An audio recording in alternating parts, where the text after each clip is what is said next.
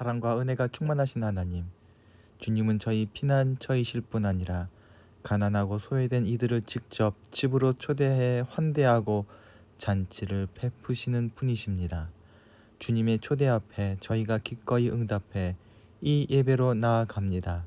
겸손한 마음과 감사한 마음으로 이 예배에 참여하여 주님의 은총을 흠뻑 누리고 나누게 하여 주옵소서. 이 시간 성령 하나님께서 우리와 함께하여 주시길 조용히 간구합시다.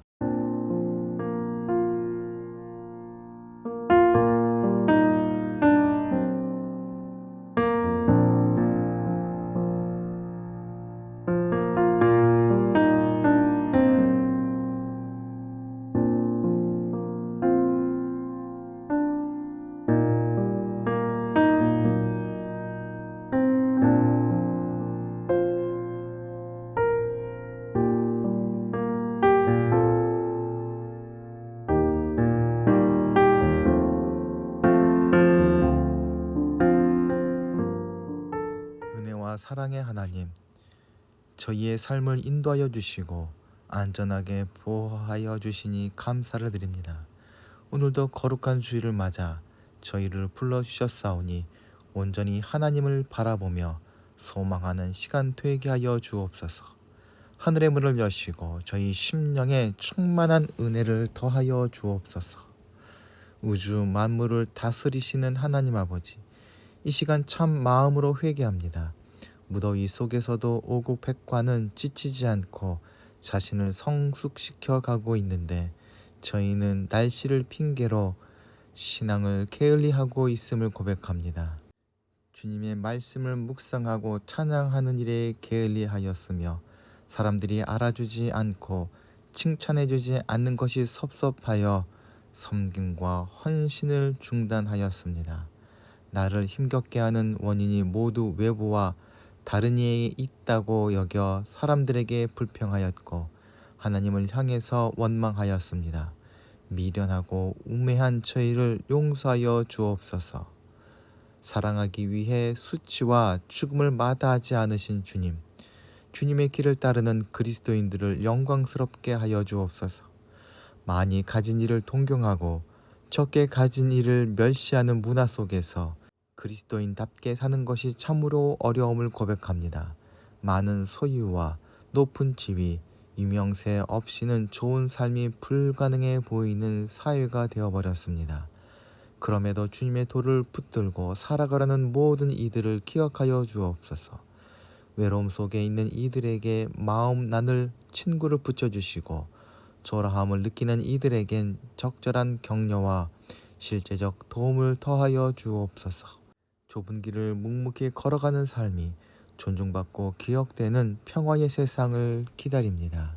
지금 이 순간에도 고단한 하루를 보내고 있을 주님의 제자들에게 오늘의 기쁨을 더하여 주옵소서. 주님 안에서 소망을 찾는 이한 공동체를 위하여 기도합니다.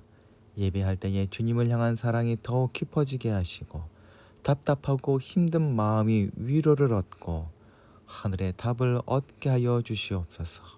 오늘 말씀 나눌 때에 귀를 열어주셔서 하늘의 음성을 듣게 하시고 주님의 신실함에 의지하여 간구할 때에 풍성한 은혜와 물질을 얻게 하여 주옵소서. 한 주간 살아갈 때에 찬양과 감사로 주님께 영광 돌릴 수 있도록 또한 인도하여 주시옵소서. 세우신 거룩한 빛 등대교회도 하늘의 영광이 임하는 공동체가 되게 해주시오며 삶이 살아나며 하늘의 놀라운 구원이 이루어지는 공동체가 되게 하여 주옵소서. 주호군도 강건케 하여 주시사 몸이 회복되며 하나님이 맡기신 사명을 감당할 만한 하늘의 지혜와 체력이 채워지는 삶을 살아가게 하여 주옵소서. 풍성한 가을을 준비하는 문봉 제빵소와 함께하여 주옵소서. 열심을 다해 일할 수 있도록 건강을 더하여 주시고 준비된 빵들을 통해서 찾아온 손님들이 만족과 기쁨을 누리게 하여 주옵소서. 우리 구주 되신 예수 그리스도의 이름으로 기도하옵나이다. 아멘.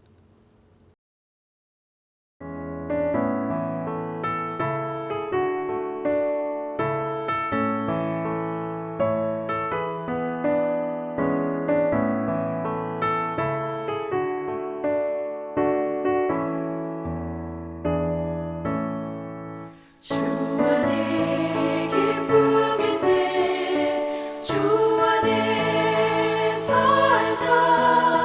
주 안에 평안인데 주 안에 살자. 불안이 연기처럼 스며들어도 주 안에 사는 마음 기쁨 넘치네. 주 안에 사랑있네. 주 안에 살자. 주 안에 소망있네. 주 안에 살자.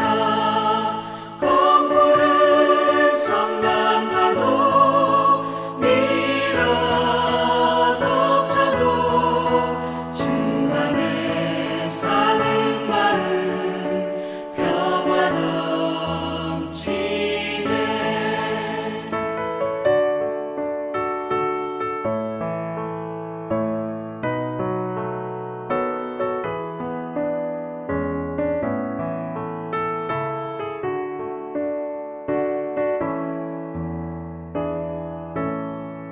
주 안에 영생인데 주 안에 살자. 주 안에 천국인데 주 안에 살자. 불길이 지옥처럼 솟아올라도 주 안에 사는 마음 생명 넘치네.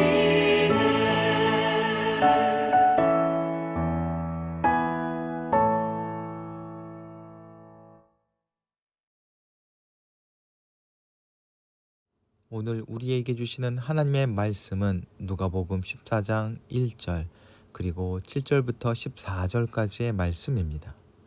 어느 안식일에 예수께서 바리새파 사람의 지도자들 가운데 어떤 사람의 집에 음식을 잡수시러 들어가셨는데 사람들이 예수를 지켜보고 있었다.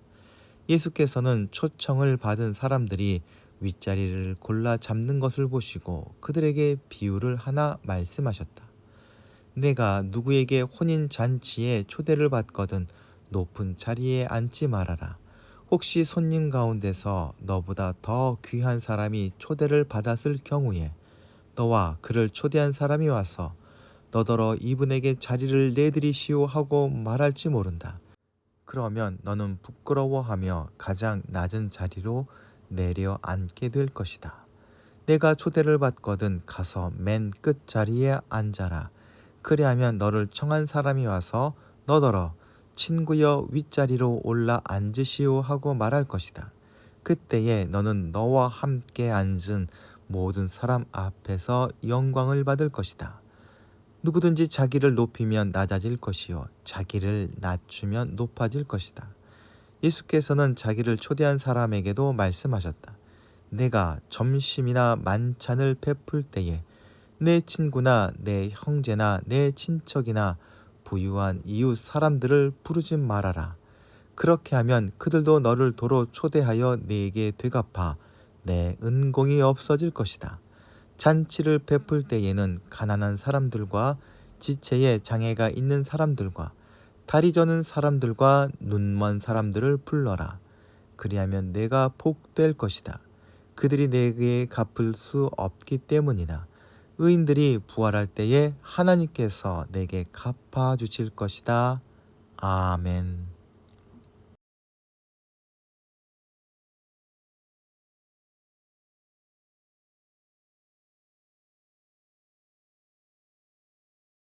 사람의 사회생활은 너무 당연한 것입니다. 문제는 그 사회생활을 어떻게 하느냐에 사람 사이에 차이가 있다는 것입니다. 이러한 관계 맺음이 공동체를 탄생시키고 건강하게 발전시킬 수 있는 힘이 됩니다. 그렇기에 예수님께서 선포하신 하나님 나라가 이루어지기 위해서 필요한 관계 맺음이 무엇인지 우리는 고민할 수밖에 없을 것입니다. 그래서 누가가 전하는 오늘 본문의 이야기를 우리는 주의 깊게 읽고 들어야 할 것입니다. 나아가 세상을 향하신 하나님 나라의 구원을 완성하기 위해서 가야 할 제자의 길이란 무엇일지 함께 생각해 보도록 합시다. 오늘 본문의 이야기는 식탁 자리에서 오고 간 대화입니다. 우리나라에서 식사를 함께 한다는 것은 인간 관계를 맺는 데 있어서 매우 중요하게 여기며 식구라는 말 속에는 함께 밥을 먹는다는 의미가 포함되어 있습니다. 예수님 시대 유대인들 뿐 아니라 오늘날 경건한 유대인들은 음식을 대하는 방식이 단순한 식사 차원이 아니었습니다. 음식을 함께 먹는다는 행위를 너무도 중요하게 여겼고 여기에는 그들의 신앙이 담겨 있었습니다. 어떤 랍비는 이런 말을 했다고 합니다. 세 명이 한 식탁에서 먹으며 토라의 말씀을 거론하는 것은 마치 하나님의 식탁에서 먹는 것과 같다. 그런데 당시 유대인들은 사람들이 함께 음식을 나누는 식탁을 신앙의 관점에서 바라보다 보니 유대교 종파에 따라 엄격한 규칙을 정하여 지켰습니다. 예를 들어 바리새파 사람들은 자신들의 엄격한 율법 해석에 동의하고 그것을 준수하는 동료들과만 식사를 했습니다. 그들의 식사 자리는 매우 배타적이고 폐쇄적인 공간이요 시간이었습니다. 그들은 하나님께 감사하고 하나님 말씀에 대해 건전한 대화를 나누며 식사를 하는 것은 하나님을 모시고 하나님의 식탁에 참여하는 것이라 믿었습니다. 그러나 하나님께서 우리 인간을 자신의 식탁으로 불러주시는 그 넓은 포용성을 내가 아닌 다른 사람들에게 적용하지는 못하고 있었던 것입니다.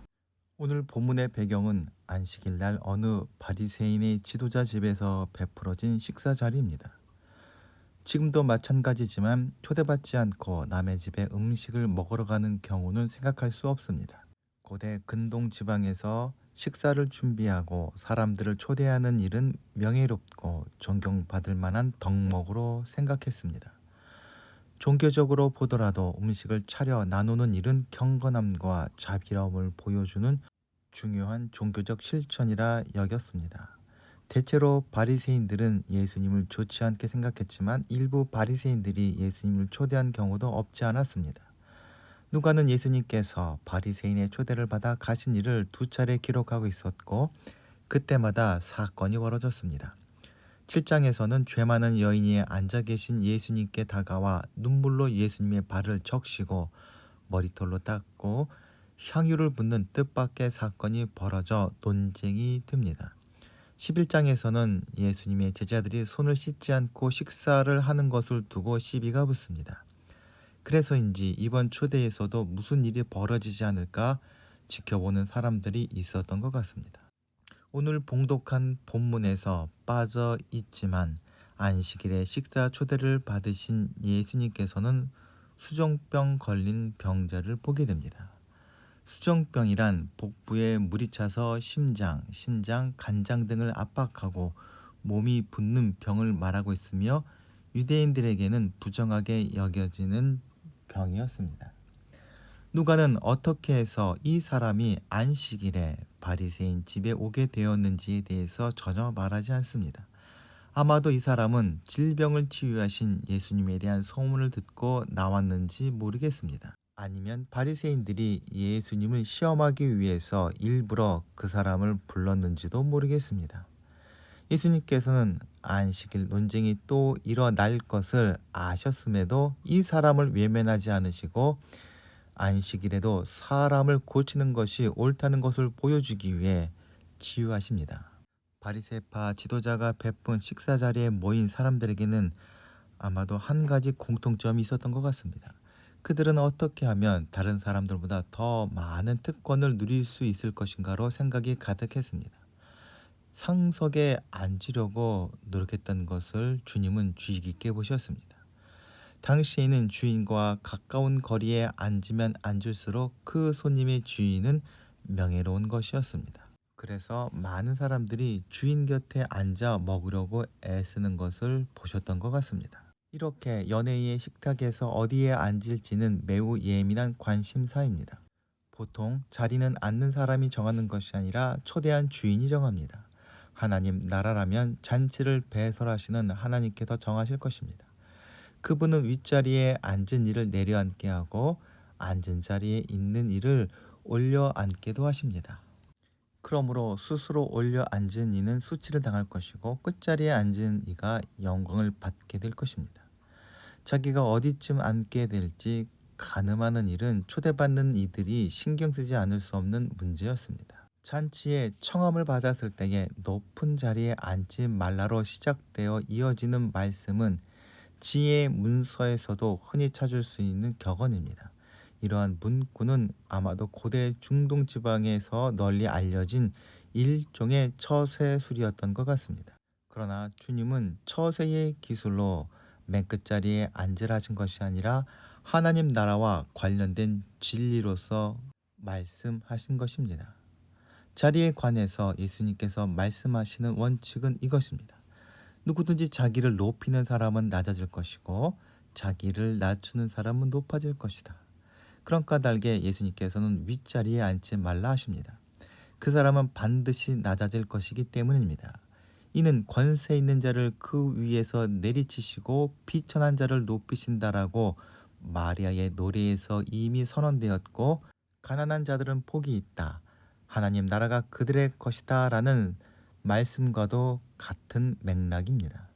하지만 이 말씀을 따른답시고 모두가 경쟁적으로 아랫자리에 앉으려 한다면 이 또한 우스운 꼴입니다. 이렇게 낮은 자리를 놓고 경쟁을 하게 되면 가장 힘센 사람이 그 낮은 자리를 차지할 것입니다. 겸손이란 낮은 자리에 앉겠다고 고집을 부리는 태도가 결코 아닙니다. 나중에 높아지겠다고 지금은 비천한 자리에 앉으려는 마음은 거짓이요 사기입니다. 예수님께서 가르치시는 핵심은 높은 자리는 나쁜다라는 것이 아니라 그 자리는 하나님이 주시는 것이란 점입니다. 높은 자리든 낮은 자리든 내가 결정하는 것이 아니고 또한 사람들의 평가에 자유될 것도 아닌 하나님이 주신다는 사실을 인정하는 태도가 중요합니다. 그리고 하나님의 결정은 언제나 사람의 생각을 뛰어넘는다는 사실을 또한 잊지 말아야 할 것입니다.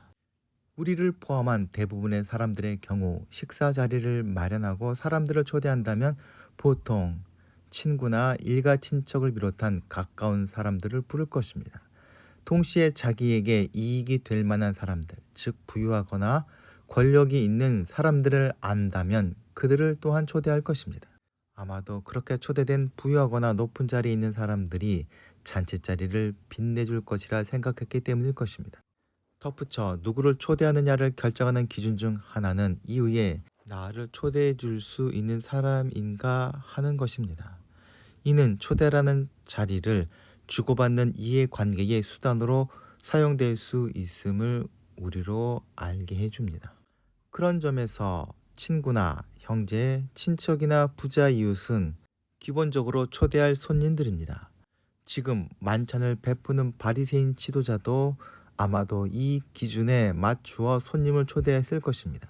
하지만 주님은 친구나 형제나 친척이나 부유한 이웃을 청하지 말라고 말씀하시므로 잔치를 마련한 사람과 참석한 사람들을 무한케 하고 있습니다. 사람들이 인간관계를 형성하고 유지할 때 처세술의 입장에서 모든 것을 바라본다면 주님은 하나님의 마음과 눈에서 사람들을 어떻게 대해야 할지를 말씀하십니다. 이것은 하나님 나라를 이루어 가야 할 제자들이 특별히 주목해야 할 가르침입니다. 주님은 잔치를 베푼다면 초대를 받아도 초대로 대접받을 수 없는 사람들을 초대하라 하십니다. 그런 사람들은 가난한 사람들과 지체에 장애가 있는 사람들, 다리 저는 사람들과 눈먼 사람들이며 레위기에 따르면 이 사람들은 제사장이 될 자격이 없는 부류의 사람들이었으며 경건하다고 소문난 쿰란 공동체는 공동체원으로 받아들일 수 없는 자들로 이 사람들을 지목하였다 합니다. 말하자면 그저 불쌍한 사람 정도가 아니라 유대인들의 모임이나 공동체에 참가하는 것 자체가 금지된 사람들인 것입니다. 일반 유대인이라면 같은 자리에 앉아 있는 것만으로도 불쾌감을 느끼는 사람들이었다는 것입니다. 유대인들에게 이러한 사람들은 그저 구제나 돌봄의 대상이었을 뿐입니다. 유대인들은 자신들의 구제 행위가 부활 때에 보상되리라 믿었고, 특별히 바리새인들은 그런 의미에서 구제의 진심이었습니다.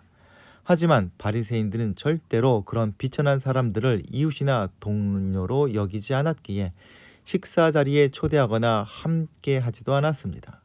그들은 가난한 이들에게 적선함으로 자신의 의를 드러내고, 비루한 이들과 동속하지 않으므로 자신의 경건함을 뽐내려 하였습니다.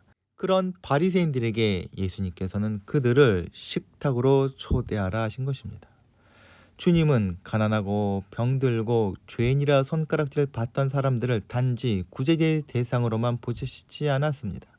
그들과 함께 하시고 식사하셨으며 이웃이요 형제로 여기셨던 것입니다. 오늘 본문에서 주님은 이들이 하나님의 초대를 받는다 선언하십니다. 오늘 본문 뒤에 이어지는 비유는 가난한 자들과 몸 불편한 자들과 저는 자들과 눈이 보이지 않는 사람들이 잔치에 초대를 받았다는 결말로 끝맺습니다. 이들을 자신의 잔치에 부르시는 분이 하나님이시고, 그분의 잔치를 세상에서도 성취하라는 명령을 받은 사람이 바로 제자들인 것입니다. 이러한 명령은 세상 속에서 하나님 나라를 넓혀 가야 할 사명을 받은 교회 공동체가 새겨들어야 할 것입니다. 우리에게 본을 보이신 예수님께서는 바리새인과 유대인들의 손가락질에도 죄인과 세리들과 함께 식탁 교제를 나누셨습니다. 그리고 초대교회 공동체는 주님을 따라 남녀, 귀천, 인종의 차이를 넘어서는 식탁 공동체를 이루어내었습니다. 교회 공동체는 하나님 나라의 잔치요, 하나님께서 베푸신 식탁에 참여하는 공동체입니다. 그 잔치를 베푸신 주님은 누가 그 자리에 초대받는지를 밝히십니다. 세상 공동체에 초대받지 못한 이들을 하늘나라 잔치에 초대하는 것이 교회의 사명이요 본질입니다. 가난한 이들을 구제하고 돌보는 것도 귀한 일이요 필요하지만, 그들을 우리 식탁에 부름으로써 교회 공동체는 비로소 하나님 나라가 되는 것입니다.